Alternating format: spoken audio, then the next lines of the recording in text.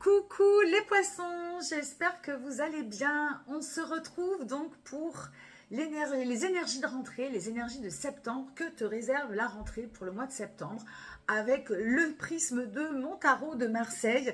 Comme d'habitude, tu prends ce qui résonne, tu laisses le reste. Pas d'injonction, pas de prédiction, pas de vérité absolue, ce sont des conseils.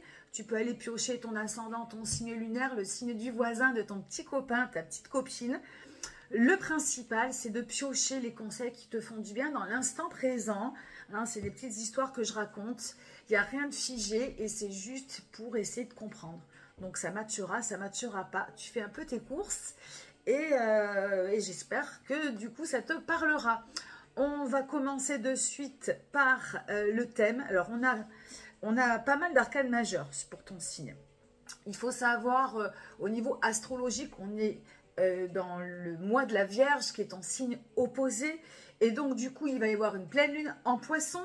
Je ne connais pas la date mais ça sera début septembre et nous allons aussi avoir du coup des éclipses. Je crois que c'est ça va être la période des éclipses et donc les Poissons et les Vierges vont être très challengés. Bon, je suis pas astrologue, j'ai pas les tenants et les aboutissants, mais il va y avoir, je crois que le fil conducteur des éclipses, c'est justement ton énergie.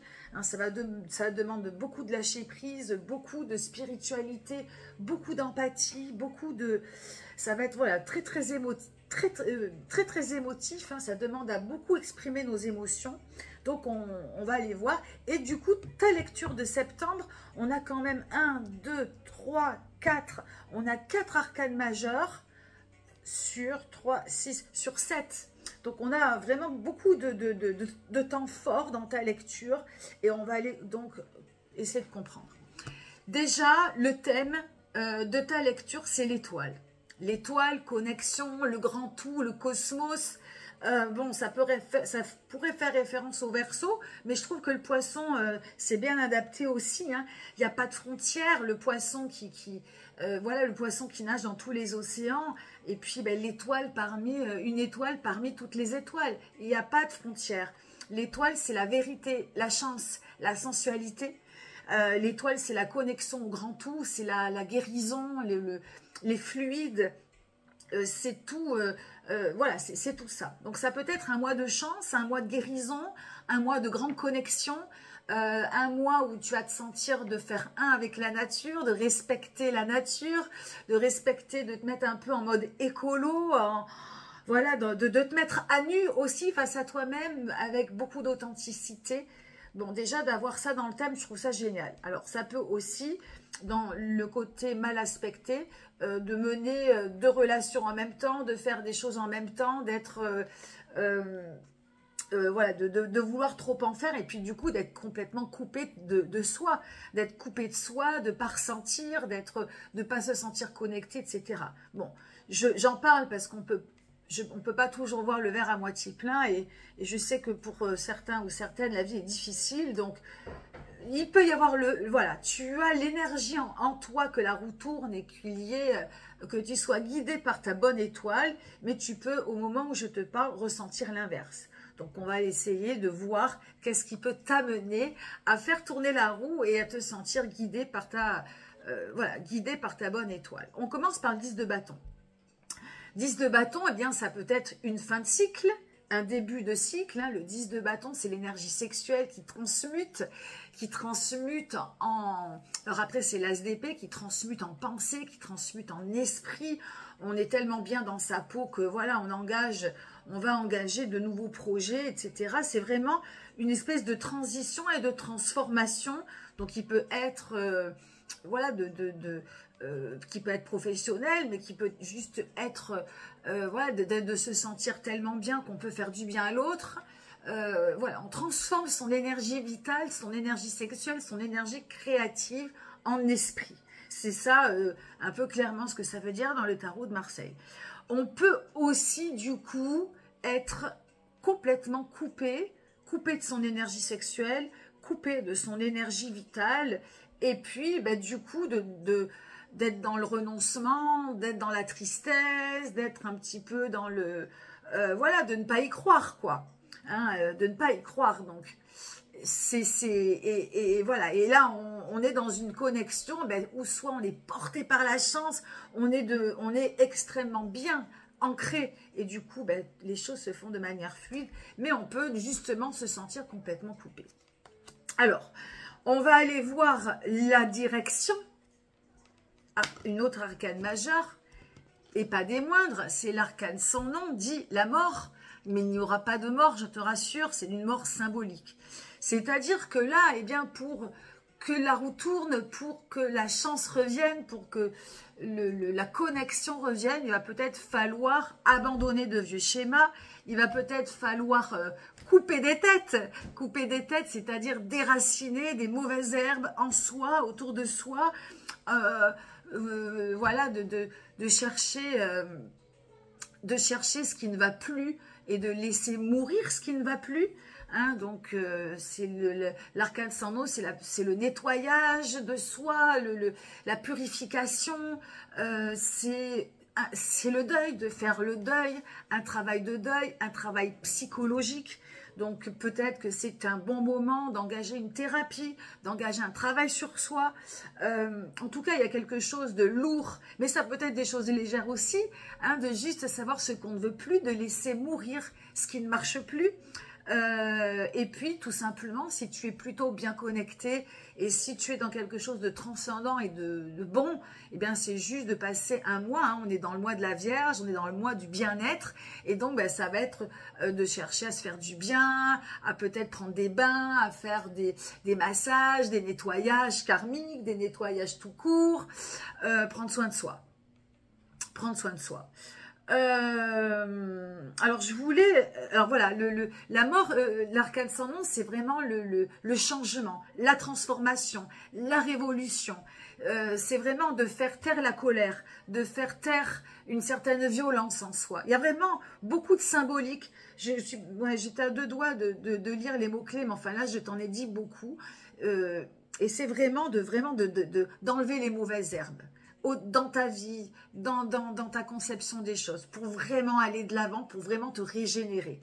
Ça engendre une mort et une renaissance. Bon, j'ai un peu insisté sur ces cartes, mais c'est important. C'est un mois, je pense, très révélateur. Au niveau de tes relations côté cœur, donc sentimental, émotionnel, la famille, les amis, les petits copains, mais même envers toi-même, c'est le pendu. Le pendu, on est dans une immobilité, on est dans un temps de pause. C'est-à-dire que le moment de prendre des décisions, le moment d'agir n'est pas venu. On est dans un moment plutôt de lâcher prise, où j'ai envie de dire qu'on met peut-être, on se met peut-être à table sur ses émotions. On est peut-être, ou alors on tourne la bouche cette fois dans sa langue avant de dire. Tu vois, c'est pas se mettre à table vraiment, c'est voir les choses sous un autre angle. Donc attention aux relations. Qui peuvent tenir sur un fil, des choses un peu fragiles, de ne pas peut-être couper, voilà. Alors là, je t'ai dit oui, de faire attention aux choses qui ne te font pas du bien, c'est vrai, mais attention aussi à ne pas couper, enfin, à garder quand même un pied sur terre avec les relations, c'est fragile, c'est fragile. Il y a des choses à voir sous un autre angle. Alors, j'ai pas envie de dire qu'il faut pas agir, parce que c'est vrai que pour toi, la direction, c'est quand même de prendre des décisions et puis d'enlever tout ce qui te fait mal. Et ça peut faire partie, et des relations peuvent en faire partie. Dans le côté émotionnel, vraiment, c'est de réfléchir avant d'agir, de réfléchir avant de parler. Il y a quand même ce temps de pause pour essayer de voir les choses sous un autre angle. Donc, le silence, le recul, la méditation, voilà, encore une fois, de voir les choses sous un autre angle. À mettre un petit peu les relations, j'ai envie de te dire, en stand-by. Sauf vraiment si ça ne va pas. Le côté taf, activité ou projet, si tu n'as pas de travail, ça marche aussi, c'est 6 de bâton.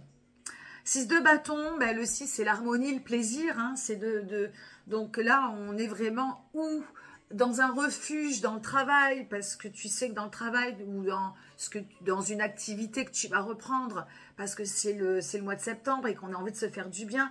Là, c'est vraiment de retrouver du bien-être. 6 de bâton, c'est waouh, je me fais plaisir, quoi. Je me fais plaisir avec moi-même, je me fais plaisir dans mon activité, je retrouve mes énergies. Et j'ai envie de te parler que de manière positive. Hein. Le 6 de bâton, s'il est mal aspecté, on s'isole, on prend plus plaisir. On prend plus plaisir à faire son activité. On tourne autour de soi, on ne voit que par soi. Et du coup, ben, on est coupé des autres et on est coupé de sa propre énergie et de sa propre activité. Donc là, le principe, ben, c'est de renverser la vapeur, d'aller vers des choses qui te font du bien, qui t'ouvrent, qui te mettent en harmonie avec l'énergie que tu vas recevoir et qui va qui va te remettre un petit peu sur les rails du plaisir et du bien-être, de cette énergie vitale qui fait du bien et qui va te donner, qui va te redonner de l'espoir, parce que l'étoile, c'est ça. L'étoile, c'est de te faire réespérer l'espoir. C'est ça l'étoile. Je ne l'ai pas dit au départ, mais le mot me vient maintenant parce qu'il y a quand même des choses dans ta guidance très, très, très challengeant et très soutenues. Voilà. Et tout ça, ça va être fait pour que tu reconnectes à l'espoir, à l'espérance. Ce 6 de bâton, il vient te remettre dans des choses qui te font du bien, en harmonie avec toi-même, en harmonie avec ton entourage, avec les gens qui t'entourent. Important. Le conseil, pardon, pas le conseil, c'est le côté santé spirituelle, c'est la force. Et la force qui va connecter aussi avec cet arcane sans nom. Il peut y avoir beaucoup de frustration, beaucoup de colère, beaucoup de choses que tu refoules. Cette force, elle vient te mettre au clair. La force dans la santé spirituelle, c'est toute l'énergie que tu vas canaliser. Donc j'ai envie de te dire que dans ce côté taf, activité, alors si c'est un travail que tu aimes, ben, il va falloir que tu jettes un peu ton dévolu dedans pour te reconnecter vraiment au plaisir. Mais sinon, si c'est de la reprise d'activité ou de projet, j'espère que ce 6 de bâton, il va vraiment te porter pour vraiment refaire circuler ton énergie vitale, créative, voire même sexuelle dans la symbolique, tu vois. Oh, ce bien-être dans ta chair et dans ta peau. Parce que cette force, elle vient vraiment ici canaliser. Canaliser la colère, canaliser la tristesse, canaliser toutes ces énergies fortes. Parce que le poisson, il peut être c'est une éponge émotionnelle. Donc tu peux prendre, avoir le cœur gros ou justement que tu fonctionnes un petit peu comme une bouilloire. Hein, et les soupapes, après, elles lâchent, elles explosent. Cette force-là, elle vient te canaliser, elle vient retrouver ta force tranquille.